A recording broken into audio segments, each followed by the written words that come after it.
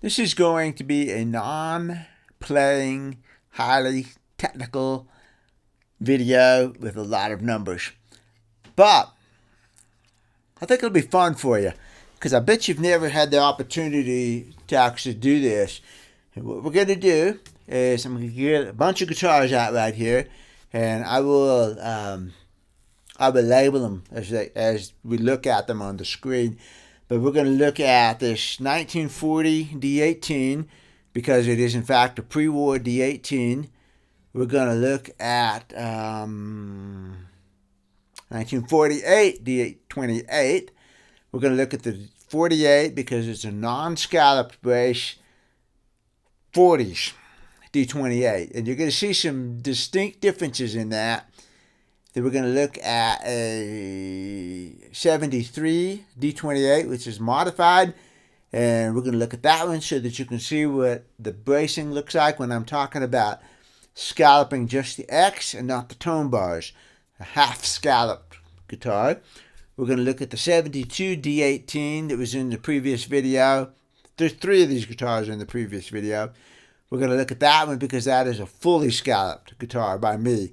And I still don't scallop it as much as this pre-war days. We're going to put the GoPro inside there. I'm going to fish around, take a look at all the bracing in there. When you're inside looking at the guitar, take a look at the bracing, look at the scallop, look at the way the scallop or the braces are formed, like if they're formed like this or if they're square-edged, and that sort of thing. And then what's the other guitar we're going to look at? We did three. The D28 1941 authentic. So we can compare the authentic to the actual pre-war, and the bracing should be the same, potentially. They both have rear X braces, they both have the popsicle brace in them still, and they both have the same sort of scalloping. So you would be able to compare the scalloping on a 41 authentic to a 1940 D18 and see what you think. How good did they make it look, you know? So those two are comparable, and then you're going to basically take the 270s and you're going to see how my approach to scallop bracing is. And then the 48 is for the non-scallop bracing, and the main reason for the 48 is just because it's sitting over there and we ought to go inside and take a look at it. If it was tapered bracing, it would be even funner, but it's not. It's a non-tapered, non-scallop bracing, which is fine because it'll help you identify in those years that could be either tapered or it could be non-scallop. And this one's non-scallop. And you'll see that. You'll see how much bulkier the non-scalloped 40s is. It's only 8 years away from this guitar. You know, that's not that far. And what's amazing about that is, like, if this was a 38, just 2 years earlier than this, you could be looking at a forward X and wider bridge spacing and a much smaller bridge plate and just a ton of differences, you know, bigger neck and all that kind of thing. But inside the guitar, you'd be looking at a lot of differences. When you're looking at these 40s, look for the tucked in bracing. And that's going to be where the bracing is up under where the bridge plate is up under the X brace. And so your X brace is here, and the bridge plate tucks in underneath it. Take a look for that because you won't see that in the 48, and you certainly won't see it in the 70s. You should see it in this 40, and you should see it in the D28.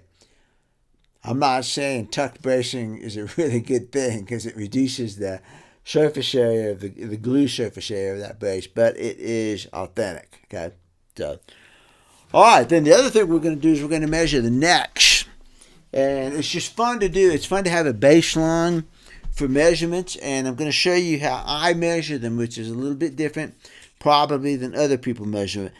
The width is not a big deal. I've got a pair of dial calipers, and I just run over here and hold it right there at the first fret. And I read that off, and I round it up to whatever it is. So this is 1726.5. You know, I'm probably going to just call it 1725 because you can get slightly different measurements depending where you hit this. And so, once again, like 1729 when I let go of it. 1727. I'd call it 1727. I do the first fret, third fret, fifth fret, seventh fret, ninth fret, and then the 12th fret. All right, that's pretty straightforward. So up here on the third fret right here, 18, 19.5. So 1820 is what I'm going to call that one. Round it up just a little bit. Now, the place where I do this differently is measuring the depth of the neck. A lot of times you will see measurements where they measure from the fingerboard, and that's fine, you can do that, but I use what I call a real depth, and that is the depth of the neck with the fret and the strings on it. So what I do is I push the strings down to the fret and I measure the whole depth like this. There's a couple of reasons why I do that. Number one, because it's a lot easier to do. You don't have to take the strings out. You can go into a guitar store, you can go into a shop or anything like that, and you can measure it right there. You don't have to take the strings off. Second thing is it actually gives you the depth of that neck in your hand. Because what if you had a super skinny neck, but you had big, huge, 2-inch tall frets? Then the fingerboard is not really going to give you the feel of that whole thing in your hand. And so that's why I do it that way. It's what I call the real feel thing. But mostly it's easier because you can measure it right now. So what I do is I hold the calipers, I get the guitar sitting here like this where it's not going to fall over, and I just push the calipers down on the D and the G strings consistently. And I'm holding it with my thumb right there, and I just push the calipers in and read the back of the neck. And this one, for instance, is 865. So 0.865.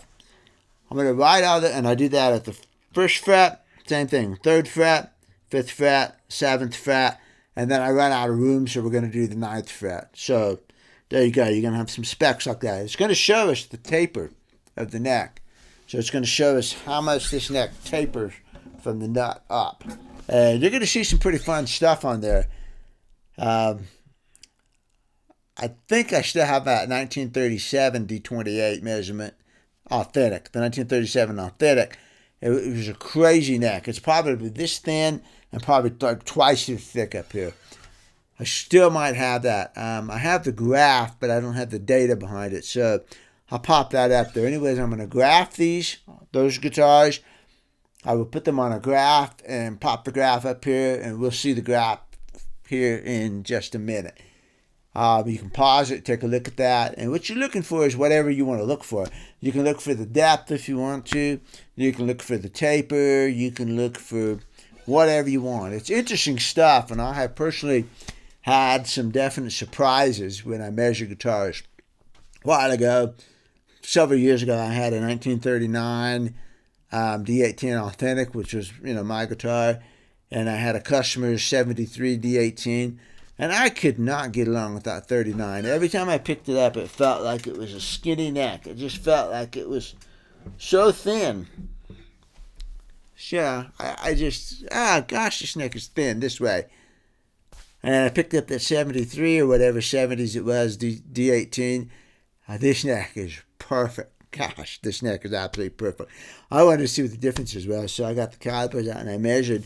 And much to my surprise, the width and the depth were identical. They were as identical as I could measure. I mean, they were within 10,000ths of an inch at the greatest measurement. The width was exact. I got the exact same measurement on the width. And I would have swore that the 73 was a wider neck. It was not. It was exactly the same. The depth was the same, exactly the same. And I was just astonished because the feel in the hand was completely, absolutely, totally different. So I studied the necks a little bit more, and I finally decided that what made the difference was the round profile on the 39. That round profile made it feel thinner this way.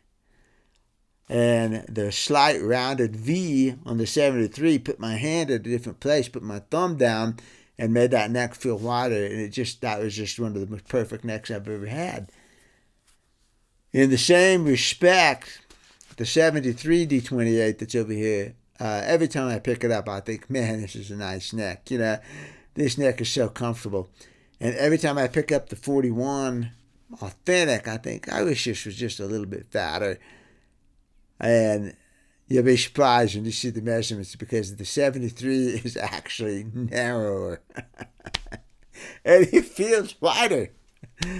And I think, again, I think it's because of the rounded V or something going on there, but it feels wider, but it's not.